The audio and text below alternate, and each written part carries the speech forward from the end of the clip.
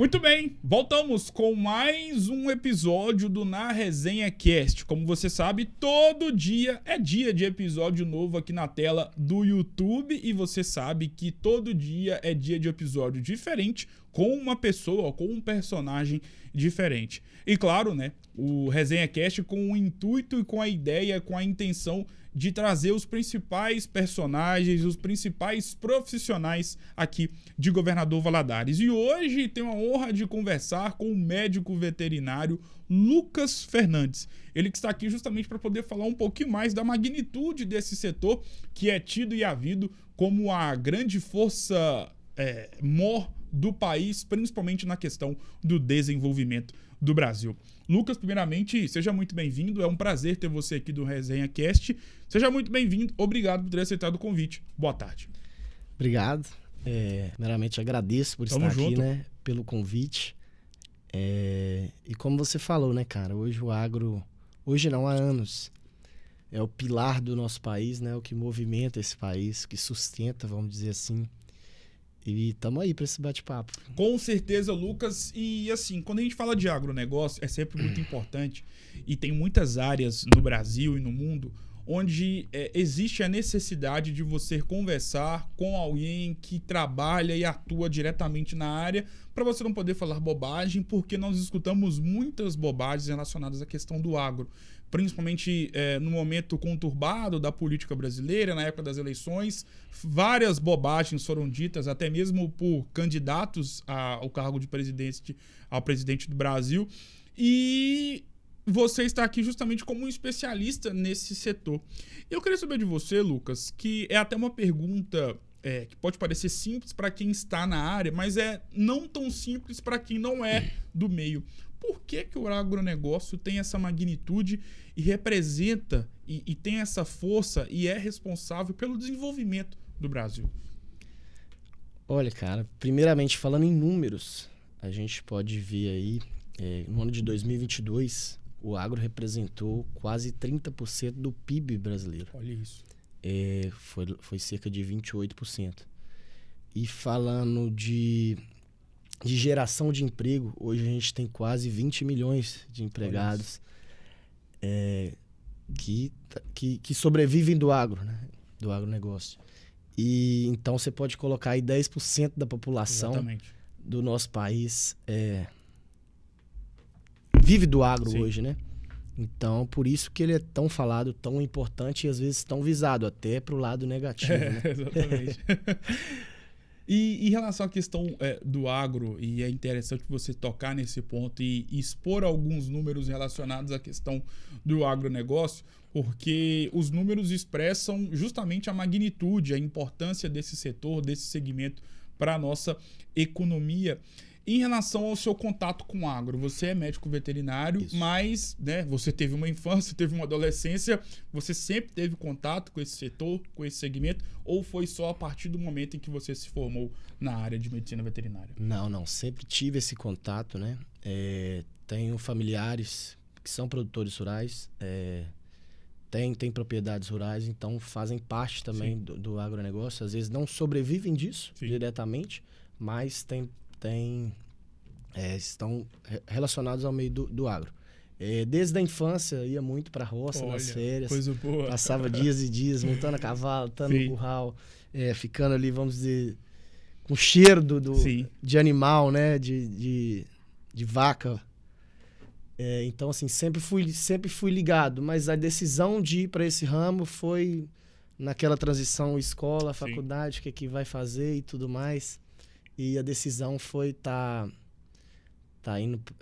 fazendo medicina veterinária também por uma influência do meu pai, que é relacionado a esse meio, né? E foi isso. E sobre a questão da medicina veterinária, é interessante tocar nesse ponto especificamente, porque nós sabemos, né, que talvez a cidade de Matipó é a grande referência em relação a essa questão, não só de, não de ser apenas essa cidade que tem o curso, né, que possui uma faculdade que tem um curso de medicina veterinária, mas que a gente escuta muito falar, Matipó, a medicina veterinária. Eu queria saber de você da importância do curso de medicina veterinária, porque hoje em dia nós temos muitos jovens aqui em Governador Valadares, assim como você, que atuam nessa área e que, principalmente, se formaram nesse setor, qual que é a importância do curso de medicina veterinária? É um curso muito importante, cara. No sentido, além da gente estar falando do agro, a gente tem também o mundo pet hoje, que vem se desenvolvendo muito nos últimos anos. Claro. Né? E falando relacionado ao agro, é o meio de alimentação nosso. Então, a gente precisa de médicos veterinários para essa cadeia para tá dando sequência nesse meio, né? Então, hoje a gente pode falar aqui na região, na época que eu fiz faculdade, que eu comecei lá em 2015, 2016, não tinha faculdade de medicina veterinária na região aqui. Não tinha em Governador Valadares. Eu fui estudar em Viçosa, que fica a 300 quilômetros daqui, né? Aí você tinha mais próximo também no estado do Espírito Santo, que é Colatina, e tinha em Matipó, né? Hoje você tem Caratinga, Valadares, Teoflotone, Ipatinga, todas essas cidades atendem concurso da medicina veterinária, que há 5 anos atrás não tinha. Então você pode ver o tanto que dos anos para cá vem crescendo, né? E justamente sobre esse ponto te pergunto, por que você acha que esse curso, esse profissional, essa profissão cresceu tanto a nível de ter aí faculdades abrindo esse curso em locais que, como você mesmo disse, que há 5, 6 anos não existiam esses cursos? Sim. E como eu falei, além do agro, além desse mundo de alimentação, a gente tem o mercado pet, que cresceu muito nos últimos anos. Assim, deu um boom muito grande. Então, você vê grandes empresas investindo nisso, né? Empresas até da saúde humana indo para a saúde animal também, fazendo grandes investimentos. E eu acho que é por isso, cara, porque, como a gente falou lá no início, hoje o que movimenta o país é o agro. Sim. E hoje, quem não tem um pet em casa também, né?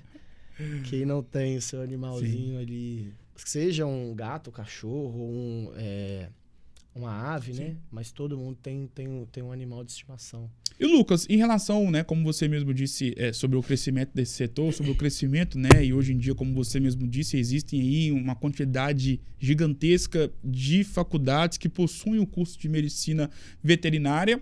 Você é um recém-formado, formou em 2021 e já tem colhido os frutos de já estar na área, trabalhando na empresa onde você trabalha, rodando todo o Brasil. Queria que você contasse um pouco mais sobre como funciona o seu trabalho, até mesmo, né, para poder tirar um pouco da curiosidade de quem está entrando nesse curso agora e quer ter, né, e almeja ter um sucesso mesmo rápido já na área, como você mesmo, formado em 2021 e já tem colhido os frutos trabalhando no setor. Bom, Gustavo, a área que eu atuo hoje é como médico veterinário, né? Eu trabalho diretamente para uma empresa que a sede fica em São Paulo, chama UCBVet Saúde Animal, é do ramo de medicamentos, né? Atende desde a parte de pequenos animais até para grandes animais, né? Eu atuo em todo o leste de Minas e o estado do Espírito Santo, tá? Mas é uma empresa que preza muito isso, cara. Saúde animal, bem-estar animal, tá? Tá levando o melhor pro produtor rural, pros pets, né? Para aquele que tem o seu animal ali em casa, aquela pessoa que tem seu animal ali em casa, sempre com segurança, claro, né? E hoje, cara, para quem tá estudando, para quem tá começando, uma espécie de conselho, de dica que você pode dar? Assim, é uma área muito ampla, entendeu? Às vezes a pessoa foca muito naquilo ali, achando que vai ser aquilo ali dentro da faculdade, mas depois descobre outra coisa, vai para um outro caminho, sabe? Então, assim, às vezes você inicia a faculdade querendo trabalhar com cavalo e você vai para bovino. Sim. Você quer, às vezes, trabalhar com suíno e vai... a oportunidade que apareceu foi para trabalhar com cães, com gato, entendeu? Então, hoje é uma área muito ampla para se trabalhar e que tem sim muita oportunidade. E Lucas, pra gente poder entrar num assunto que ele é um tanto quanto espinhoso, mas eu tenho certeza que você sabe falar e vai me dar uma boa resposta relacionada à questão de como o governo do ex-presidente da República, Jair Bolsonaro, foi altamente positivo para o setor do agronegócio. Feito esse breve preâmbulo, te pergunto o quanto que o governo de Jair Bolsonaro foi positivo para o setor do agronegócio. Os números falam por si, né, cara? Nos últimos anos aí, o país, né, quebrou recordes de exportação. Hoje o Brasil é o maior fornecedor de proteína animal para o mundo, tá? Em 2022 a gente foi quebrando esses recordes e a tendência é que esse ano, tomara, né, que a gente continue só crescendo e crescendo. Além da proteína animal que eu falei, a gente é o maior exportador de grãos do mundo, né? A gente tem a soja, tem o açúcar, tem o café, tem o feijão, tem o algodão, que é tudo produzido aqui e a gente leva para o mundo todo. Então, assim, os números falam por si. O governo viu uma oportunidade, investiu nisso, em tecnologia, investimento em estrutura, né, que foi muito importante para nós e tem a crescer muito ainda. Além de tecnologia e infraestrutura, como eu falei, as nossas estradas, as nossas ferrovias, que devem sim que facilitam para esse ramo, né?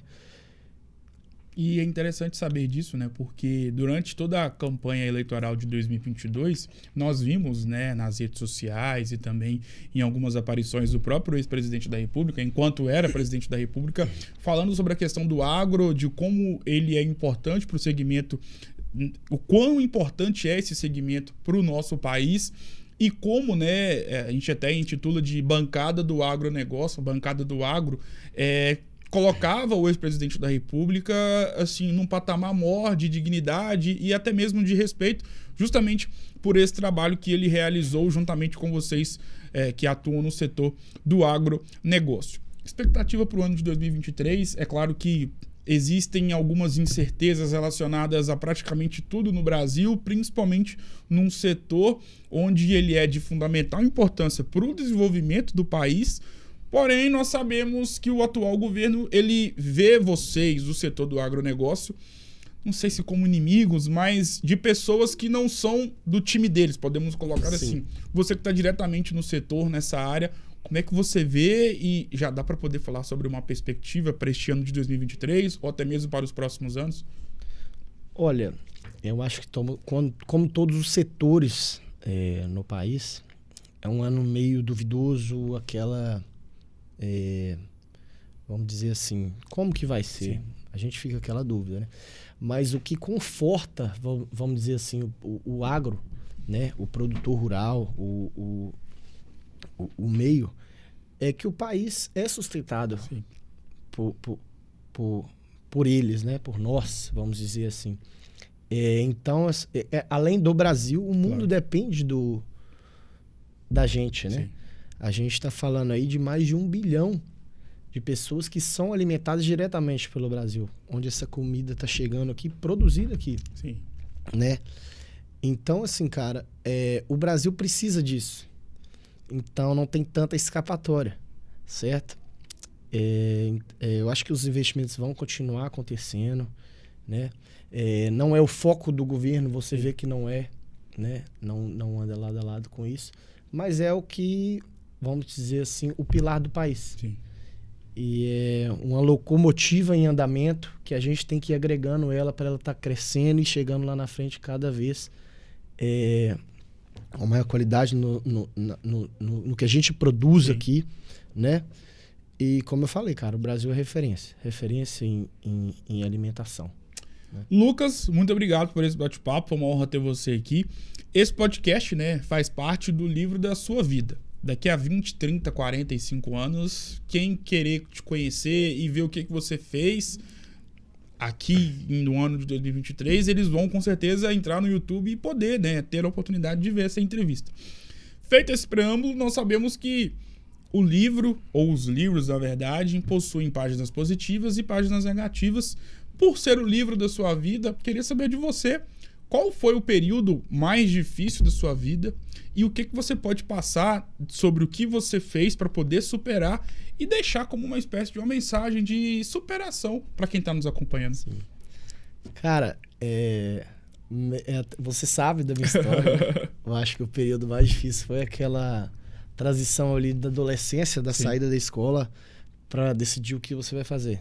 E eu atuava como...